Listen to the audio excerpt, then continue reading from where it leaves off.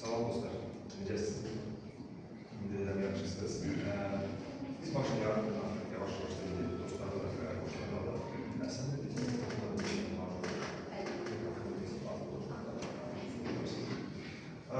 mənim adım Ömər Heydərov.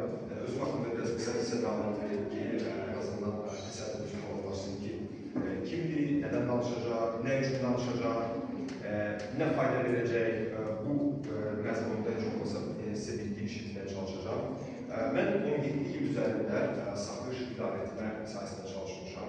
Azərbaycanda, Özbəkistanda, Gürcüstanda, Qazaxstanda, hətta uzaq Monqoliyada belə biz Monqollar üçün bölgələrdə açmışdıq və orada da bir iş təcrübəm oldu. Hər bir ölkə, sadaqlı ölkələrdə 5 gün, 6 gün yox, hərəsində minimum 3 ay, 4 ay, bəzən hətta Özbəkistanda, Qazaxstanda hətta 1 ilə qədər yaşamışam. Moskvada təcrübəm az da olsa təcrübəm. Və demək olar ki, əsas Qarakənddə və Toxtan sahəsində çalışmışam. 12 il fəşn sahəsində çalışmışam. O ölkələr, Ruçilər, Armanilər, Bozbəklər, xanımlar daha yaxşılardır. Qarakənddə özelliklə çalışmışam Mayqaç Mağazalar şirkətəsində və minimum əməkdaş sayı həmişə 500 üzərində olur. Bunları nə üçün danışıram? Çünki təsəvvürünüz formalaşsın ki, bizim günləri bədən dilindən danışdıqda, yəni bu adamın satışlar, idarə etmədən anlaşılır olub, sadəcə əlimizi belə qaldıraq, əlimizi belə qoyaq, məzmun deyil. Biz birbaşa bədən dilinin biznesdəki rolundan danışmış olacaq. Qarakəndə direktor çalışdıqda və ya digər ölkələrdə çalışdıqda hər zaman məni cəlb edilməkdir. Çünki mənim işim Qarakəndə olduğuna görə insanlarla təmas olur. Və insanlarla təmasda onların satış qabiliyyətləri, onların idarə etmə metodikaları, onların insanlarla yumuşaq bacarıqlarının sərgilənməsi və sair bu sərgidə məzmunların üçün mənə maraqlıdır və son 2 ildə bədən dilindən hobi olaraq başladım məşğul olmağa. Moskvada idim, yuxum gəlmirdi, bir podkast açdım. Aleksandr Sokolovski deyilən bir adam var, əlbəttə eşitməmişsinizsə çox tövsiyə edirəm onu basmağa. Rusiyada bir nömrə podkastırdır. Açdım, gördüm, böyle şişkiladı bir nəfər, oturub üstünə su dağıtdı, birdən nəsə gördümsə maraqlıdır, orada bir actionlar baş verməyə başladı. Dedim, gəl mən bu bir həftəlik kurs gördüm, qayıtdım Bakıya, bir həftə keçdi, 2 həftə, 2 həftə oldu, 3 ay, 3 ay oldu, 6 ay. Moskvada bir aylıq yaşadım və Bakıda Valentin Şişkin adındakı intellekt məktəbinin sədri oldu. Sonra dedim, yox, bu o deyil, nəsə var, yəni bu benim iqtidayisi idi. Və sonra dünyanın bir nömrəli akademiyası deyilən John Navarro Akademiyası var. John Navarro Akademiyası, John Navarro kimdir? 25 il FBI-də çalışılmış, yəni xüsusi təyinatlar deyil, dövlət təhlükəsizliyini təmin edən orada, yəqin işimizdir FBI, bizim TDF. O 25 il orada çalışan insanların deşifrə edilməsi ilə məşğul oldu. Və bədən dili anlayışı demək olar ki, John Navarro'ya başladı. Baxmayaraq ki, Alan Barbatis ilk dəfə bədən dilinə bağlı kitabı səhifləyib, amma bunun kökü, stratejisi demək olar ki, John Navarro gedir və John Navarro bugün də dünyanın ən tanınmış və dövlət prezidentləri ilə birbaşa çalışan, hətta bu yaxında da bildim ki, 3 saatlıq, 4 saatlıq ücret göndərilən bir X prezidentlə görüşüb təzdən qayıdır. Bu mənə daha əlavə ekstra yaxşı bir vayba saldı ki, parlaq bir gələcəyə var bu məzmundan bağlı. John Navarro akademiya yaradı və mən bu akademiyaya başladım. Akademiyanın indi 12-ci ayın bərabər, indi son modullarımız əsasən güc strukturları, əliyyə sistemi, hansı ki, dövlət təhlükəsizlik sisteminə aid olan modullardır. Bizə maraqlı deyil, çünki onlar daha çox texniki məsələlərdir və belə deyilər, sıravi və ya biznes camiəsində işləyən insanlara maraqlı olur. Yəni, casusların ortaya çıxarılması, teröristlərin bir tərəf edilməsi, suisid hallarında insanın bədən dili, xəstəliklərdə bədən dili, xəstə insanların bədən dilinin oxunması, Parkinson, autizm və s. daxil və görür məni, çox görür, çünki bildiyiniz artıq nevrobiologiya və biologiyada anatomiya oxuyan.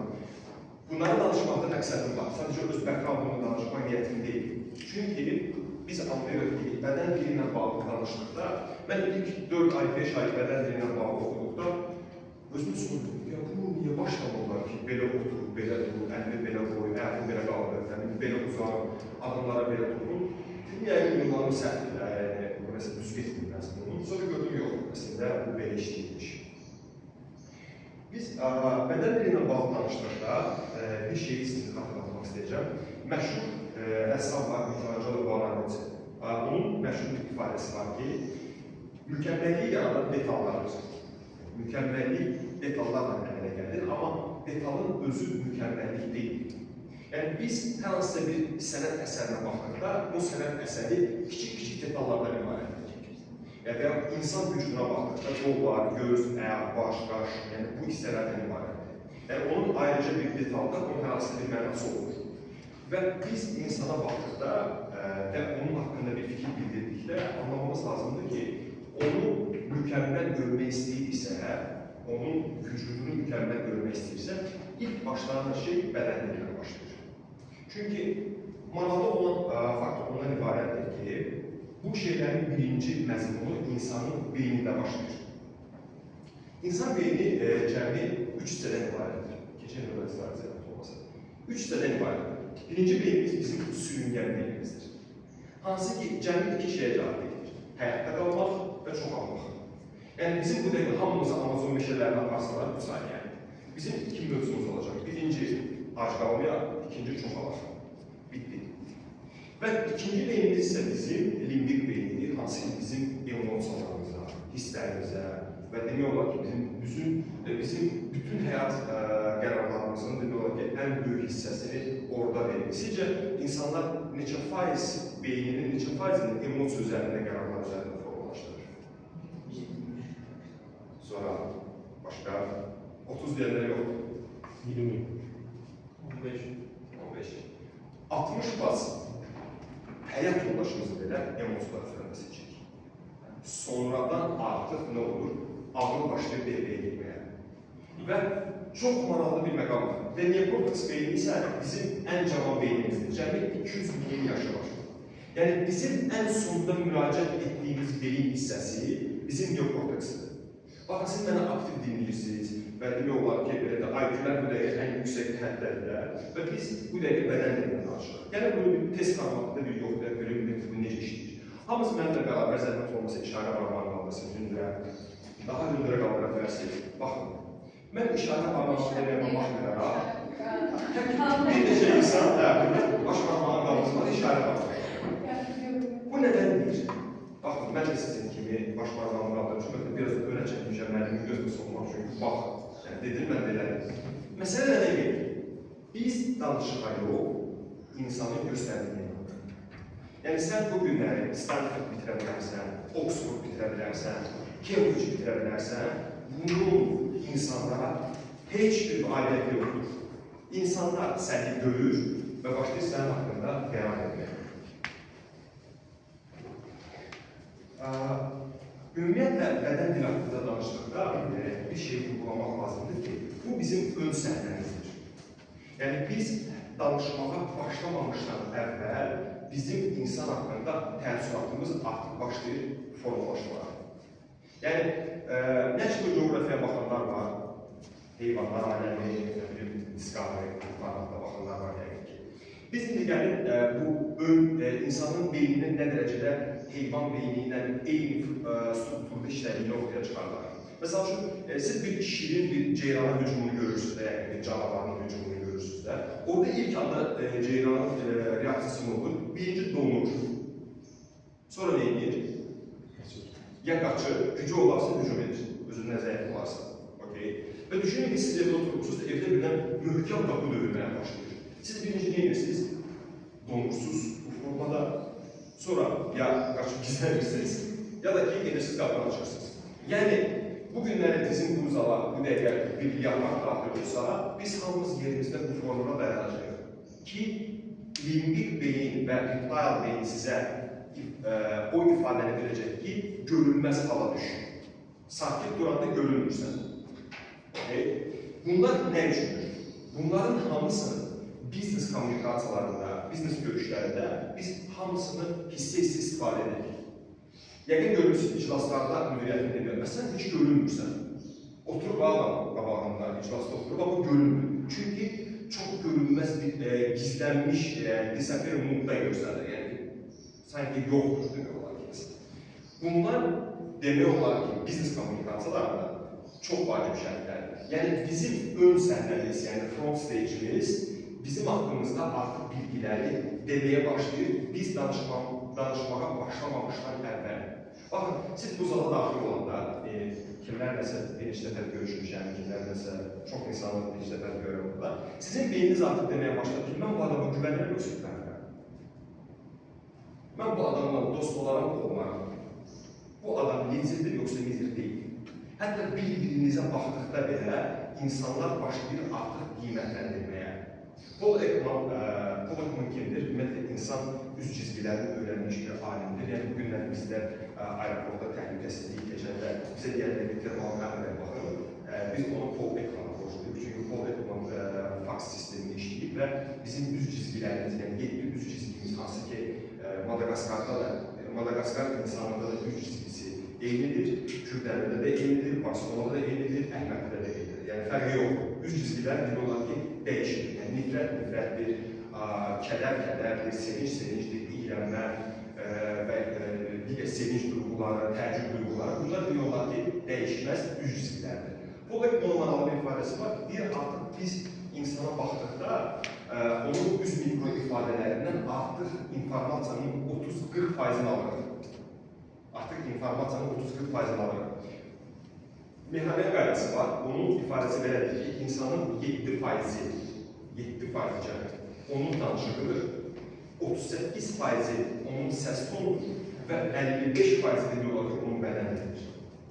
Yəni biz bunu, mən bunu eşidəndə açıq, birinci dəfə eşitdikdə mənim üçün biraz xoş hava vermədi. Yəni, mən danışmaq, bu qədər kitab, bu qədər hava. Yəni, biz anlayırıq ki, bizim bədən dilimizlə ortaya sərgilədiyimiz image, bədən dilimizi hansı mövqedə insanlara sirayət elətdiririksə, biz qoyuruq. Bu ola bilər biraz xoş gəlməsin, bu ola bilər biraz xoş gəlsin. Yəqin ki, siz hansısa bir tədbirləri etdikdə belə bir hal görürsünüz ki, ağzımı açmadım, mənə bəyənmədi. Və ya bu tərsinə, ağzımı açmamış mənə bəyəndi ki, sən bir dənəsən. Və sizə bir maraqlı bir fakt deyəcəm. Bu fakt çox incə bir faktdır. Tez-tez istifadə olunur biznes kommunikasiyalarında.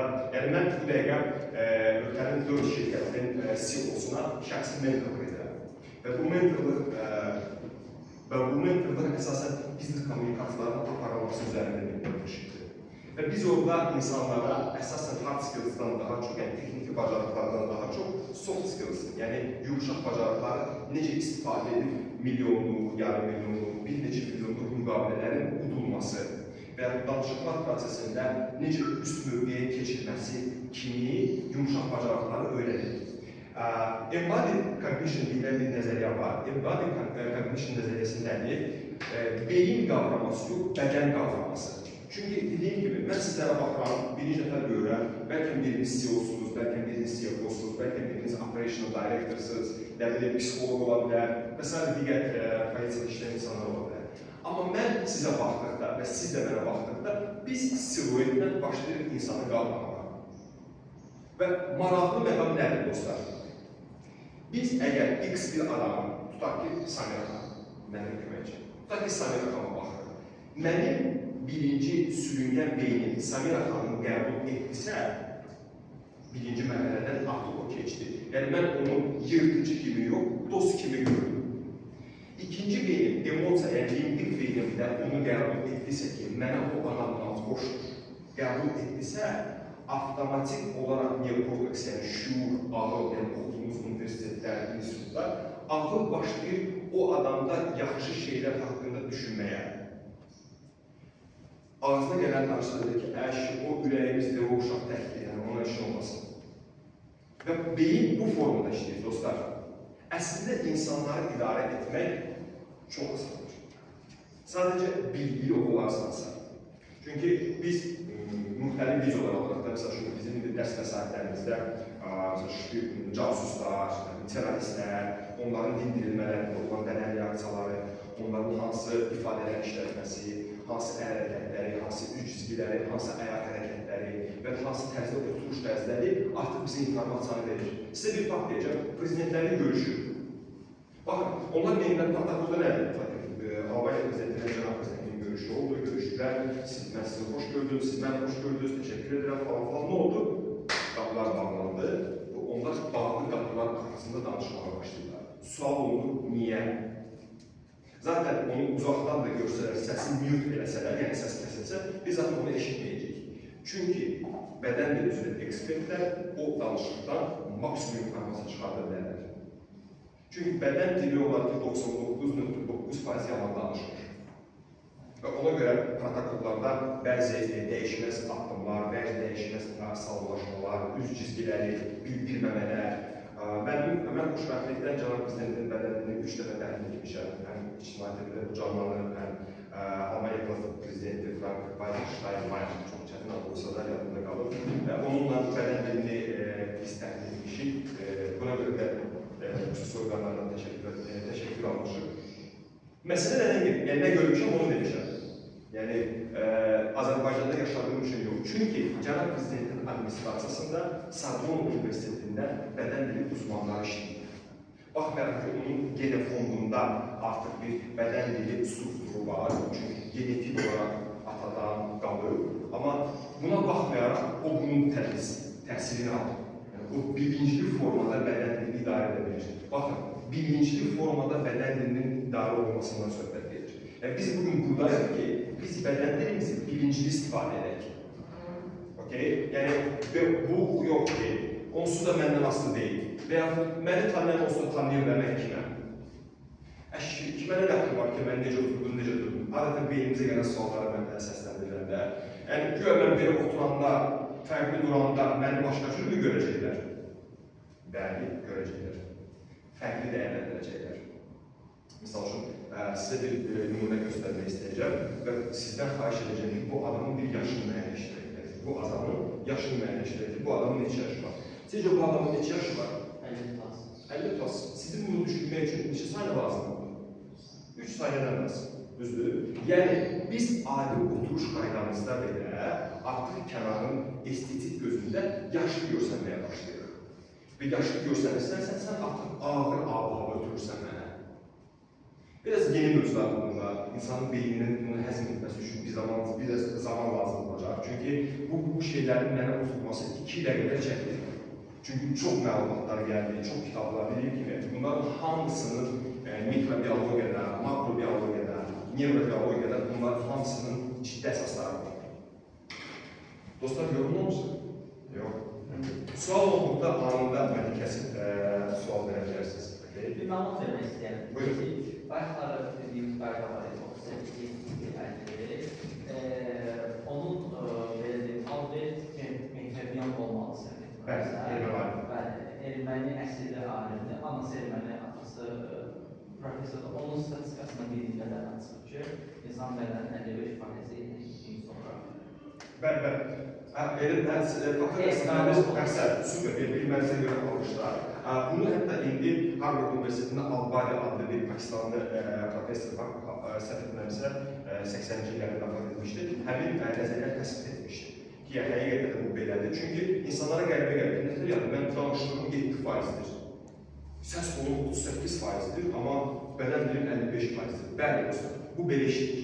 Yəni, bugündən siz böyük məvacib ala bilmirsinizsə, özünüzü müdiriyyət və ya biznes camiyyəsindəki olan korporativ münasibətlərdə alındırmamış hava-havasında görürsünüzsə və məhsulu bahalı təqdim edə bilmirsinizsə, İngilislər demişkən, come to yourself, yəni özünüzə qayıtmanız lazımdır biraz. Çünki zamanla biz görürük ki, insanlar gelir, bu hər şeylərini, müqavilə şirkətlərini danışdım, qiymətini dedim, hətta endirim də dedim ki, eləyəcəm, amma nəsə tutmur da, yəni, alındıra bilmirəm. Demək ki, sən o insan tərəfindən qəbul olunmalısan. Çünki John Avalon'un çox məşhur və çox mükəmməl bir ifadəsi var. İnsanlar mükəmməllik axtarmır. İnsanlara lazım olan onun yanında psixoloji rahatlıqdır. Rahatım. Mən bu adamın yanında özümü rahat hiss edirəm. Əgər mən bu adamın yanında özümü rahat hiss edirəmsə, bu adam çiyələk də satsa, mebel də satsa, BMW maşın da satsa, Lamborghini də satsa, mən o adamdan məhsul alacağım. Ona görə dostlar, biz hamımız biznesdə çalışırıq. Sizin birinci, mən bunu dünən aşağıda öz təlimimdə də yenə bunu öz tələbələrə deyirdim ki, əgər sən satışa birinci, artıq satış istiqamətli başlayırsansa, böyük ehtimal ki, uzursan. Çünki satış 1-0 uzmaqla başlayır. Mən sizin adınız nədir? Cavid. Əgər Cavid bəyə mən bu günləri bir top satmaq istəyirəmsə, mən Cavid bəylə görüşə gəlmişəmsə, Cavid bəy pul verən tərəfdir, mən onun pulunu alan tərəfəm. Avantajlı durumda kimdir? Cavid bəy. Və Cavid bəy özünü daha rahat hiss edir. Və burada nədir? Hesablar hələlik bərabər deyil, 1-0 o qalib gəlir. Və mən neyələm lazımdır bir uzman olaraq, bir peşəkar satıcı olaraq, birinci hesabı bərabərləşdirmək lazımdır. 2-1 yox, 1-1. Mən dünənlərdə tələbələrə deyim, yəni baxın, siz birincidən, əgər satış havasına girdikdə, salam, bizim pulumuzla Messi və oynayıb, Ronaldo oldu, bu o deyil dostlar. Yəni bu satış deyil, bu biznes deyil. Biznesdə sırmaq olmasa da belə, bu artıq birinci atlatmaqdırsa, yəni birincidən artıq siz satışa keçirirsə, bu böyük ehtimal ki, ibtidai satış qabiliyyətidir. Yəni biz nə anlayırıq ki, birinci insanın özünün qəbul olması lazımdır. Hətta satışın 5 etapı var, onu 7-də deyirlər, 9-da deyirlər, qarşılaşma, tələbatın üzrə çıxartılması, təqdimat və s. Baxın, münaqişələrlə olması və satışın yekunlaşdırılması. İtaliyadayam, Dolce Gabbana brendində çalışanda 2012-2013 sənət etmirəmsə, flagship mağazadır və bir xanım Kutiriya kolleksiyasından giyinib o tərəfə süzür, bu tərəfə süzür. Biz də orada öyrənirik, dərs oxuyuq, belə boynumuzu büküb, qulaqsırıq. Maraqlı bir məqam oldu, xanım belə süzdü, paltarı belə etdi, falan şey etdi və satış təmsilçisindən son nəticə istəyir ki, mənə deməyin ki, mən qəşəng gəldim. Mən super görsənirəm, mən şarmlı görsənirəm. Satış təmsilçisi nə elədi? Baxdı, verir gedirəm. Və bitdi satış. Satış yetirməşdir. Yəni, mən bunu nə üçün deyirəm? Bəzən biznes görüşlərinizdə bir kiçik gestikulyasiya, bir kiçik baxış ötürməsi, bir kiçik pauza, avtomat kimi danışmaq yox, bir kiçik pauza satışı yaxşı yetirməşdirə bilir. Yəni, biz əgər düşünürüksə, salam, Cavid məndə sonra adamında dost verir, görəndə. Cavid bəy, bizim yaxşı topumuz var, toplar bundan ibarətdir, maçıdalı bundan ibarətdir, Messi oynayıb, bir dəqiqədə edəcəksiniz. Bir dəqiqə. Artıq siz məni dost kimi qəbul etməyəcəksiniz. Dost kimi dedikdə, yəni birbaşa dostuma söhbət edilir, məni yırtıcı kimi görəcəksiniz. Bəli, davam edək. Burası dostlar. Yəni, biz bir insanı gördükdə, ona niyə sualını verən insanlar daha çox psixologlar. Yəni, sənin dünəlin nə işləyir? Niyə belə oldu? Yəni, niyə adətən psixologlar sənin travmalarına, sənin keçmişdə olan bir negativ hallarından işləyirlər?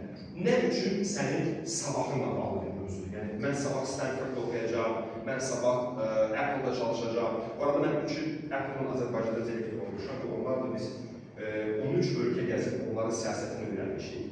Onların yaşam tərzini, Apple-ın necə yaşayır öyrənmişik. Bu mənim üçün həyatımın qızıl dövrü kimi mənim beynimdə qalıb və onu mən bu günlərdə həm satışda, həm idarətmə mentorluğunda istifadə edirəm. Nə üçün sənin sabahındır? Amma sən bugünü necə görsənirsən? Bugün sən bu auditoriyaya girəndə sənin görüntün, yəni sənin siluetin əgər qəbul olunan siluetdirsə, mənə maraqlı deyilsən Aziya bitirmişsən, yoxsa Stanford bitirmişsən. İnvestor üçün maraqlı deyil ki, sən cibində 1 milyonun var, yoxsa sənin cibində 500 manatın var. Nə çox CEO görürəm ki, bu formada salam anal mənəliyyəti danışır. Və ya nə çox satış meneceri görürəm ki, salam, xoş gördük sizi danışır. Başa düşürsən ki, bu uşaq sabahın potensial bir CEO'sudur. Ona görə dostlar, burada çox net vurgulanmışıq ki, sizin gələcəyə olan meylinizdə olan mövzu var. Sizin dünəyiniz insanlar sizi görəndə maraqlı deyil. Onu görmürlər. Və siz düşünməyin ki, sən bilmirsən, mən kiməm?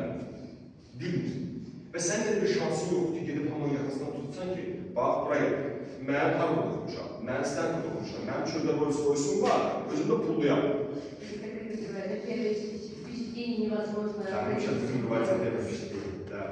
Мы даже больше коснемся, как здесь. Yəni, mövzu nədən ibarətdir? Sənin haqqındakı olan bilgi bugün sənin necə görülməyindir və ya bu insanların işə düzəlmə mərhələsi, CV-lə işə düzəlmə mərhələsi. Götdün, mənə bəyənmədilər. Niyə? Hər şey danışdım, bütün suallara cavab verdim, bəyənmədim. Niyə? Çünki oturub belə danışırdım, dedim, bax, budur. Bu yaxınlarda bir dövlət məmuru müraciət etmişdik ki, üst pozisiyaya təyin olunacaqdı və o Azərbaycanın ikinci-üçüncü bir simaları görüşə hazırlaşırdı. Və məni dinləyirdi, sizə o nümayiş ediləcək mənəci dinləyirdi. Və dinlədikdə məndən suallar verirdi ki, nə ağlam ötürürəm sizə. Və o məni belə dinləyirdi. O üçün çox dəqiq var, çox dəqiq məlumatlar verirsən, mən sənə dediklərin hamısını eləyəcəm. Və mən onu sözsüz ki, kameraya çəkdim və özünə göstərdim. Dedim, bax, bu adam ki var, sənə oxşayan qədər. Sən deyilsən, sənə çox oxşuyur. Çünki bu adamı dəyişmək mümkün deyil artıq. Amma qarşımdakı insan dəyişmək var. Bu adamı hansı vəzifətlə eləyərsən? Dedi, güc strukturlarında nabzor, geçsin, döysün, vursun, çapsın insanları da bura eləyərəm də. Deyirəm, bu adamla yol getmək istəyirsənmi? Deyir, yox. Deyir, bax, mən sənə diqqətlə bu asırım.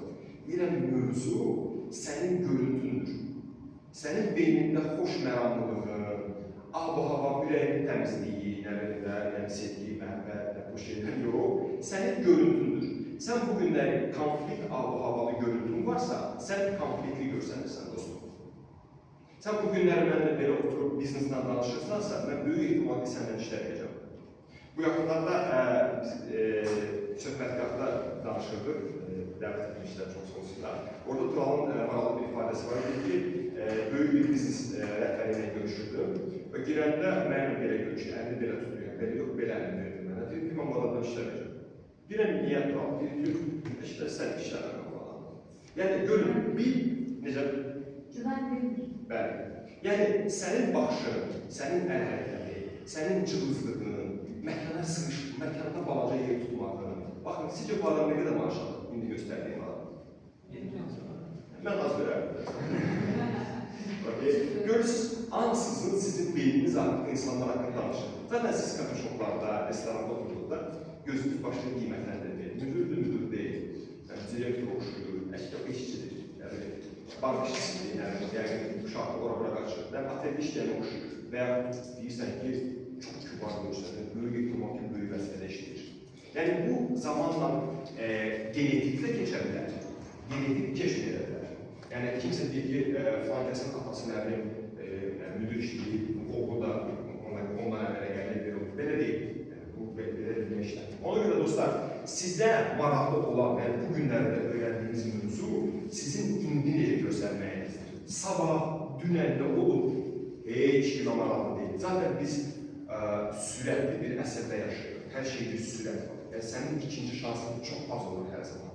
Yəni, çox zaman ikinci şansa alınmış. Hətta bir kişinin bir bəylə münasibətində belə ikinci şansa çox vaxt ya qalada qamət edilir. Amma birinci təəssürat ki var, o çox qalıcı olur. İndi biz o haqqında daha geniş danışacağıq. Siluet haqqında danışacağıq. Dostlar, bir arşın, yəni bu arşın bir arşın boyda insanın siluetini görürsə, bir qarış boyda insanın uzaqdan siluetini gördükdə, uzaqdan, artıq onun haqqında fikirlər formalaşmağa başlayır. Siz artıq deyə bilərsiniz ki, nəsə niyeti olur, o deyil və ya odur. O cümlədə belə bir ifadə işinizdə yəqin ki, bu adam nəsə susub işini gəldi mənə. Və ya deyirsən ki, bu adam məni tutmadı, çəkmədi, bu kimi ifadələr işlədikdə. Niyə? Çünki sənin sürüngən beynin artıq sənə ötürür ki, bu adamdan nəsə ağlı-hava deyil. Buyurun. Bu şuuraltının verdiyi, istənməyən bir qərardır, yoxsa bu? Şuuraltının. Yəni ki, insan özünə asıl verilir, konkret cavab bilmədən də kimsə bəyənir. Bu, Allahın bizə verdiyi bir lütfüdür. Mesela cümləyətiniz ki, CV-ni götürür və müsabiqədə o bəyənir.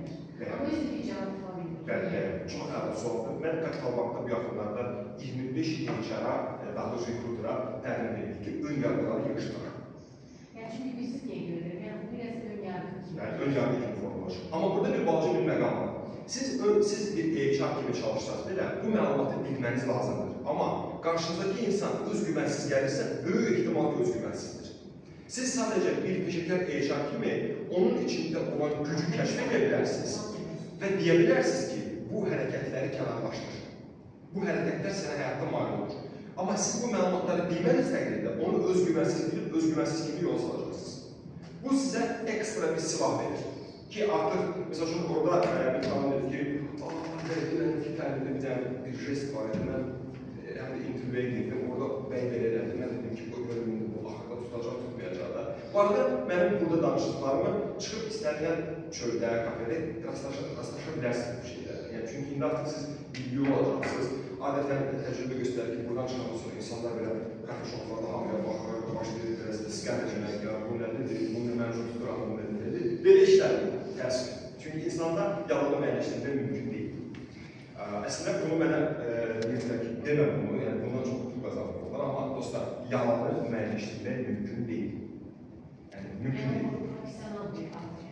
Bədən dilini bilərək də insanların Bəli, aldatmaq, yalan çox rahat, sakit baş verən bir prosesdir və insanın doğuşundan etibarən bizim survival, yəni həyatda qalmaq üçün bizim istifadə etdiyimiz bir alətdir və statistika göstərir ki, ortalama bir saat ərzində 5 serial 6 yalan danışır. Yox, mən danışmıram, danışırsın. Böyük ehtimalle danışırsın. Çünki bu yalan demək deyil ki, həmişə böyük yalanlar, yox, kiçik yalanlar olur. Mən hansı ki, sənə görə yalan verir, amma yalan klasına gəlir. Dostlar, düşünün ki, biz bir əskərik və özümüzə bir sərkərdə tutanmalıyıq. Özümüzə bir sərkərdə seçməliyik. Və bu iki sərkərdədən birini seçməliyik özümüzə. Nikolay II deyənlər əli qaldırsın. Aleksandr III deyənlər əli qaldırsın. Heç qaldırmayanlar olur. Nikolay II deyənlər əli qaldırsın. Onlara əli qaldırmasın. Okey. Bəs Aleksandr III, siz heç birinə. Yaxşı, maksimum seçim qarşısına qalsanız, hansını tərəflərə keçərdiniz? Nəli? Amma ikisi sərkərdə. Nikolay daha özgüvənli duruşur. Yok, çünkü bize bağlı ama Alexander Aha, sonra maraqlı fikirlər çıxır, sonra Aleksandr III deyənlər kim idi? Niyə Aleksandr III? O güvənli. Sizcə niyə Aleksandr III? Özgüvənli göstərir. Bəs niyə Nikolay II niyə? Nikolay duruşu vayizdir. Yəni, əgər məsələ sərkərdədirsə, daha hərbi duruşda durur. Aleksandr isə daha çox oturuşmuş liderlik pozisyonunda durur. Aleksandr. Diplomatik məsələ olsaydı Aleksandr, amma hərbi məsələdə Nikolay.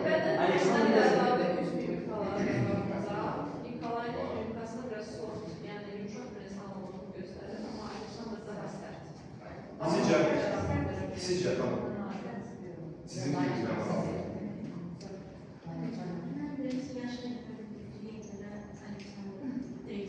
Okey, sizcə daha yakın geldi. hansı? Aleksandr. Sizcə xanım? Əslində şəkillər çox fərqlidir. Eyni görünüş olsaydı daha dəqiq deyə bilərdim. Məsələn, ikisi də mənə tərəf baxsaydı da, ikisi də ayaq üstə duruş olsaydı daha dəqiq deyə bilərdim. Amma Aleksandr'ı seçdim çünki daha dik duruşu var mənə görə bilməm. Aleksandr da ikinci çox oturur orada. Okey. Amma Nikola öz hesabına Okey. Əla, çox soğuk. Burada əgər söyləyən bir şey buyurun.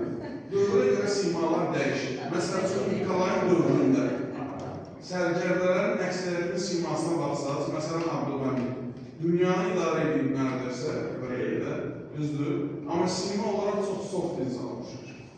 Eyni siluetdir, məsələn, üçün Nikolayda var. Bu Siluet özü üçün.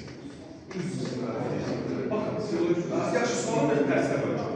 Daha sizi yaxın etmək üçün. Kim daha feminizmdir burada? Nikolay. Kim daha qadınsaldır burada? Alexander. Naziri. Yox, Nikolay da Baxın, bunlar ata oğuldur. Bu oğuldur, bu atadır.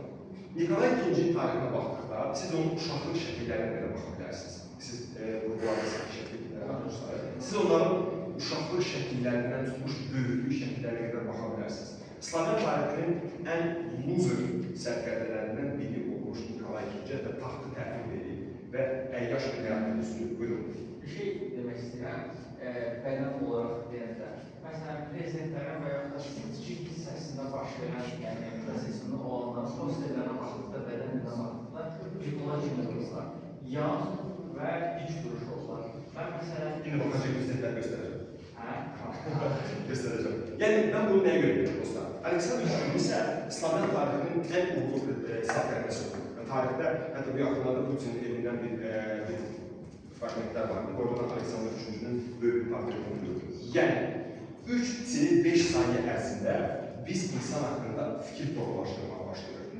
Və fikir formalaşdıranda ola bilər düzük, ola bilər yanlış. Mən bunu bir neçə auditoriyada göstərmişəm və auditoriyaların əlbəttə ki, böyük faiz nisbəti Aleksandr 3-cü tərəfdən gedir. Çünki bu şəkillər uyğunlaşmış şəkillər deyil. Yəni, siz bunu Google-da onların digər şəkillərinə də baxa bilərsiniz və onların uşaqlıq şəkillərinə baxa bilərsiniz. Sual formalaşırlar, bəs ata-oğul, gendir, genetika, bu şeylər, genetika məsələsində işləyir. Yəqin siz eşidirsiniz, filankəsin yerişin atası kimi yeriyir, nənəsi kimi yeriyir, babası kimi yeriyir, bu ifadələri eşidirsiniz. Yəni, sizin bu günlər burada öyrəndikləriniz, əlbəttə ki, bir neçə saat içərisində, sizdə əgər gün ərzində həyatınızda onların tətbiqi olacaqsa, bu genetik ötürülə bilər, ötürüləcək deyil, ötürülə bilər. Siz bu günləri həqiqətən də gün ərzində sütununuzu düz tutursunuzsa, qamətinizi, əl hərəkətlərinizi daha yumuşaq, daha yumru və rəvan, ləngərli edirsinizsə, böyük ehtimal ki, övladınız da o ab-havanı sizdən götürür, növbəti nəsillərə ötürmə ehtimalı çoxalacaq. Yəni, biz dəqiq buyurun. Genetikadan daha da böyle, kimin yanında böyle, gece hareketler. Dövrün de çok önemi var. Ben bir söz istiyorum. Buyurmak istersiniz. Mesela Saakashvili, sizce uğurlu diyorsa uğursuzdu. Aslında lider olarak büyüdü, uğurluydu ama netice itibariyle luzerdi. Nikolay İmperiyanın sübutu dövrüne denk geldi. Yani ümumilikdə dünyada prosesdə Nikolayla bilmək. Bu səbəbdən o luzer kimi görsənmiş ola bilər. Mən yenə öz fikrimdə olsun, Aleksandr isə İmperiyanın inkişaf dövründə, yəni dünya siyasəti o günkü gündəmini nəzərə alsa, Aleksandrın lider olmağı asan idi. Gəlin onda sizə dediyimiz kimi, bu hər üç prezident aşağı yukarı eyni dövrlərdə yaşayır. Aşağı yukarı 20-ci əsr ortalarında demək olar ki, yaşayırlar. Və biz bu günləri, bu bilmirəm, onların tarixini bilən var, yoxsa yoxdur. Ümumi olaraq bir anlamımız var. Yəni, bu üç sərkərdə, dövlət xadimi içərisində hansı lider özümüzə lider seçərdik? Yaxşı, Slavadan Miloševiç deyənlər əlini qaldırsın. Həbib Burdiba deyənlər əlini qaldırsın. Herbert Hoover deyənlər əlini qaldırsın. Çok biliriz. Əla. Deməli, Herbert Hoover sizə yumuşaq gəlir. Sizə, necə deyim, şirin gəldi, sizə daha çox soft gəlməyə başladı. Əla. Bu üç prezidentin üçü də, demək olar ki, dediyi gibi 10 il, 15 il fərqlə, demək olar ki, aşağı yukarı eyni dövrlərdə yaşayır. Bu şəkilləri sizə göstərməkdə məqsədimiz nədir? Bu, o demək deyil ki, hansısa bir əyil durmuş prezident uğurlu olmaya bilər. Elə deyil. Amma adətən sən uğurlusansa, sənin qamətin çox düz olur. Adətən.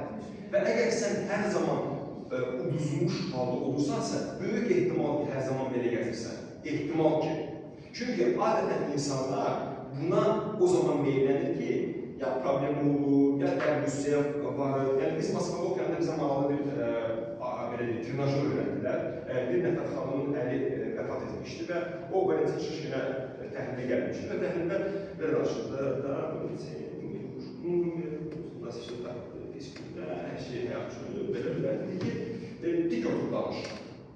O belə dik oturdu, qoşdan yenə əylazı dedi, yox, mən bu rəhbət haqqında danışmaq istəmirəm. Niyə danışmaq istəmirsən? Çünki dedi ki, dik oturub pis şey haqqında danışa bilmək, məsələn, bədənin mənə bunu zid gətirir. Tutduq bu mövzunu bir dəqiqə, maraqlıdır. Və biz başladıq bunu trinajör kimi təlimlərdə istifadə etməyə ki, insan dik oturduqda pis şeylər haqqında az düşünməyə başlayır.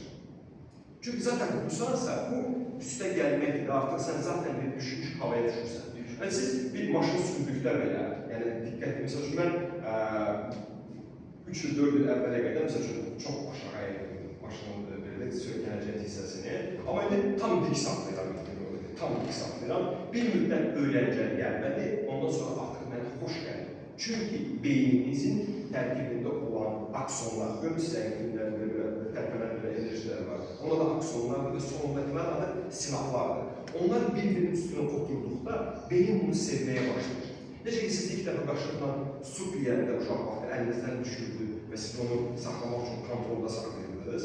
Ondan sonra beyin o adəti sevdikdən görə siz artıq onu şuuraltı edirsiniz və yaxud ilk dəfə hansısa bir hərfi yazdıqda əlinizi belə naviqasiya ilə belə gərginləşdirirdiniz və yazırdınız. Amma indi heç baxmadan belə yaza bilərsiniz. Beyin belə işləyir. Beyin əgər bugün bir neçə gün, yəni 21 gün inkubasiya dövründə, 21 gün ərzində siz qamətinizi düz saxlayarsınızsa, buna öyrəşə biləcəksiniz. Mən dünənləri fərqli təhlildə idim. Bəy vacib sahibkarlardan biridir. Və mənə belə bir sual oldu ki, bəlkə mən o sonraki məni bəyənmədi bu formada, göstərdiyim bir formadadır. Və biz onun işlərindən sonra kameraya çəkdik və sonraki halını göstərdi və dedi ki, Rətkirovskadır. İstəmirəm həmin adamı. O adam mənə həyatda nə qədər mani olmuş. O adam məni biznesimdən edib, danışıqlardan yan qoyub, insanlar haqqında, insanlarda mənim haqqında pis təəssürat formalaşdırır. Okey dostlar, bunlar, mən bunu bilərəkdən biraz baməzə formada sizlərə anlatıram ki, bunlar maraqlıdır, amma həyati əhəmiyyətli mövzulardır. Çünki siz gün ərzində təmasdasınız insanlar. Metroda, maşında, kafeşopda, həyat yoldaşınızla, övladınızla və siz hər bir insan beynində kiçik toplumlar etməyə başlayırsınız. Uşağın beynində anar, atanın beynində anar, kəsin beynində anar. Necə formalaşdırırsınızsa, elə də başlayır inkişaf etməyə. Gəlin bir bu adamda. Sağdan yolaşı demək olar ki, ən uğursuz dövrdə, hətta Haqa məhkəməsinə 2001-ci ildə düşür və həbsdə vəfat etmişdir və demək olar ki, öz yanlış qərarlarla Balkan müharibələrində yəqin bilirsiniz, orada çox yanlış qərarlar verir. Herbert Hoover isə demək olar ki, böyük defizit dövründə Amerika prezidenti olur bu bəy və ən loser prezidentlərdən biri hesab olunur. Amma Həbib Burgiba, Həbib Burgiba turist tarixinin Atatürk'ü deyirlər bu adama. Mən bir təlimlərdə bir nəfər dedi ki, dedim bu bəyi kim oxşadırsa, mən dedilər ki, mesela Atatürk'ü oxşudur və çox xoşuma gəlir. Yəni, zaten mən bilmirdim siz Həbib Burgibanı seçəcəksiniz, amma mən necəsə ikinci slayda Həbib Burgibanı yerləşdirmişəm və burada nə göstərmişəm? Diktator olmasına baxmayaraq, turist tarixində qızıl hərflərlə adı yazılır. Və biz burada hətta Kennedy'nin prezidentliyə təyin olundan sonra ilk görüşlərindən biridir. Həbib Burgibanın çıxışına diqqətlə baxmasını biz görürük ki, nə dərəcədə aşırı bir diqqət olmayan istəyir. Çünki o, həmin o dominantlığı ötürür. Yəni, sizin də bir biznes görüşlərinizdə dominantlıq yox, uyğunluq havanızı ötürməniz lazımdır. Əgər ötürürsünüzsə və ya yazıq yurdunda düşünürsünüzsə ki, kontrakt nə qədər? 5 gün. Mən nəsə 500 manat verərlər nələr? Həqiqətən belə olur. Mənim onlarla satış əməkdaşım oldu. Yəni, hər bir formatda etmişəm. Lüksda da çalışmışam. Yəni, son 3 ildə Gibrak şirkətinin CEO-su olaraq çalışırdım və orada 3 manatlıq kabura belə satırdıq biz. Charger'lar satırdıq. Yəni, mən bilirəm ki, Şəkinin bazarına girəndə sol tərəfdə Xəqani aksesuar mağazası bir-birə əlində təsbih yanan qardaş necəsən deyən adam da nə düşünə bilər bədən dili haqqında və Gucci'yə girən insan da nə düşünə bilər. Bu, Allahın mənə verdiyi bir imkan lütfüdür ki, mən bunları təsadüfən yəqin ki, mən bunlarla qarşılaşıb və bunları kar etmə yansıtmışam. Və biz görürük ki, insanın duruşu, hətta Frank-Walter Steinmeier-lə görüşəndə orada bir maraqlı bir məqam var idi. Cənab prezident danışanda onlar ikisi də üzr fond insanlara tərəfə durmuşdu. Frank başlayıb korpusunu ona çərəf çönlərə baxmağa. Yəni, bu ümumiyyətlə protokolda belə bir şey yoxdur. Çönüb belə, sən danışırsan, mən də sənə belə baxmalı. Amma front oturur jurnalistlərə tərəf və ona sual verir, sən də cavab verirsən. Maksimum göz qırağı ilə baxa bilərsən, tamamilə çönmüşdür yollar. Yəni, kadrlardan izləsəz baxa bilərsən. Yəni, bu bizə nə deyir? Bugünləri sən, ana, Samir, Həsən, kimlərsən, bugün insanı cəlb etmək istəyirsənsə, biznesində uğur əldə etmək istəyirsənsə, özünlə çalışmaq lazımdır. Adətən mən öz üzərində çalışmaq sözünü sevmirəm. Çünki üzərində çalışmaq bir dominantlı, üstə gəlmək umudu verir insana. Özünlə çalışmaq, uşağın üzərində çalışacaq, uşaqla çalışacaq. Yəni, uşaqla çalışdıqda artıq face-to-face çalışmış, tərzdə çalışmış olursan. Bununla danışandan sonra biz bir şeyləri rekadrətlər edək ki, bu yəqin ki bilirsiniz, Kennedy ilə Nixonun məşhur debatıdır, prezidentliyə namizədliyi dövründə. Bu efir iki yerdə yayınlanırdı. Bir radioda yayınlanırdı və bir də televizorda yayınlanırdı. Çox maraqlı bir fakt. Radioda dinləyənlər Nixonun qalib olduğunu düşünürdülər exit poll'da. Bəli, tamamilə doğrudur. Danışıq tərzi, üslubu 7%, 38%. Televiziyada baxanlar isə Kennedy'nin qalib gəldiyini görürdülər. Və bu bizə ekspertdir. Biz bunların, mən sizə çox kompaktlaşmış formatları çatdırıram. Çünki bunlar çox böyük mövzulardır, yorucu mövzulardan açıq biraz. Artıq siz burada belə baxdıqda belə hansının daha özgüvənli, hansının daha belə deyək də, dominant ab-hava ötürdüyünü görmüş oluruq bu təsimlərdə. Hətta növbəti kadra baxsaq, salamlaşmada baxdıqda Nixonun əlini necə verməsindən artıq biz ab-havanın hansı səmtə gələdiyini görürük. Sonra burada nə görürük salamlaşmadan başqa? Özünü çox önəmli. Başqa, bu arada bədən dilinin birinci paragrafında yazılır ki, vacib olan müşahidədir. İnsanları müşahidə etmək. Sonra başqa, onları bildik, sonra başqa. Öz alanına çəkir. Başqa. Əslində mən Yes. Dediniz, sonra pardon, eşitmədim sizi. Bizim davamlı əşyalara toxunmamız. Bu formada ətək düzəltmək, kostyum düzəltmək, bunu saxlamaq, bunu oynatmaq. Dostlar, bu şeylərin adına bədən dili bəndində adaptatorluqda özünü sakitləşdiricilər. Sənin nə dərəcədə üzvə toxunmaqları, gözünü qaşını oynatmaqları, bunlar, dodaqlı dişləmələri, dodaqlı itirmələri, göz qaşı oynamaları, bu formatlar səni göstərir ki, sən gəlirsən. Bu sizin üçün çox yaxşı bir ismarıdır. Yəni, bunu istifadə etmənizdə, bunu gündəlik həyat prinsiplərinizdə istifadə etdikdə siz çox güclü olacaqsınız. Siz artıq bir insanın hansısa bir əşyayla temasından, mənə həldən deyirlər ki, rahat yaşayırsan da, skəl, edirsən. Məlumatlı oluram, bəli, tamamilə doğru. Məlumatlı çox oluram, amma net məlumatlı deyil. 70-75% məlumatlı həmlərə gəlir məndə. Amma bu az bir faiz deyil, 70-75%. Yəni sizlər də bu günləri, əlbəttə ki, John Abardan soruşsam ki, neçə faiz deşifr edə bilirsən, 85-90% üzərindedir. Yəni bəlli bir faizlərdə çıxsaz, yəni misal üçün casusun dindirilməsi əlbəsinə baxsın, sən orada hansısa bir eksküzləri ola bilər, yəni onun yanlışları ola bilər. Amma ümumidə rahatlıqla insan haqqında çox məlumat vermiyorlar. Yəni, biznes görüşlərimizdə bugünkü seminarın adında olduğu kimi, biznesdəki bələnləri, əşyalara toxunmaq, özünü sıralamaq, əlini masanın altında gizlətmək, əlini bu formada saxlayıb, bu adətən harada istifadə olunur? Harada? Tamamilə doğrudur. Buna praying posture deyirlər, yəni dua pozası deyirlər buna. Bu nədir? Bu artıq yazıq, ab-havası ötürülmə simvolikasıdır. Yəni, baxın, insanın beynində ola bilər ki, mən durmuşam, belə nə yazıram, mənim milyonum var. Amma o podkorkada, o şüur altında bəlli bir mesajlar var. Çünki bədən heç vaxt yalan danışmır. Necə yalan danışmır? Yəni, buradan sizə dedim ki, işarə barmağınızı qaldırın, hamımız yuxarıya bir neçə nəfər istisna olmaqdan baş başlar qaldırır. Çünki biz görürük, çünki bədən reflektiv özünü ifadə edir və o gözləmir. Yəni, o gözləmir ki, bu görün beynimdən düşünəcək, yox. Çünki ansızın baş verir, ya onu siz ekspert olduqda ya görürsünüz, ya da hiss edib ondan uzaqlaşırsınız.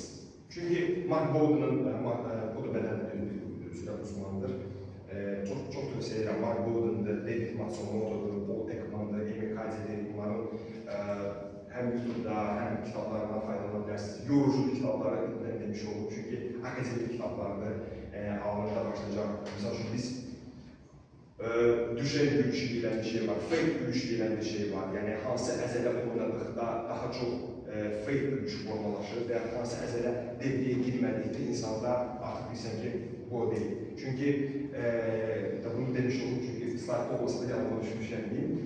Bu əzələrin adı orbicularis oculi və bu əzələrin adı zigomaticus majordur. Bu əzələlər ətrafında qaz ayağı, yəni ördək ayağı, qırışlar əmələ gəlirsə, bu böyük ehtimal ki, səmimi gülüşdür. Amma bu formada gülüşlər varsa, biz anlayırıq ki, bədən sadəcə imitasiyadır və bu gülüş deyil. Bu gülüşlər bunu istifadə etməyimi alır et. Sadəcə bilmiş ol ki, bu hansı klaslara gedir, hansı sinfə gedir. Yəni, real gülüşlər və qeyri-real gülüşlər. Dostlar, bir neçə də gəlib bu break ayrılar, ondan sonra qayıdaq.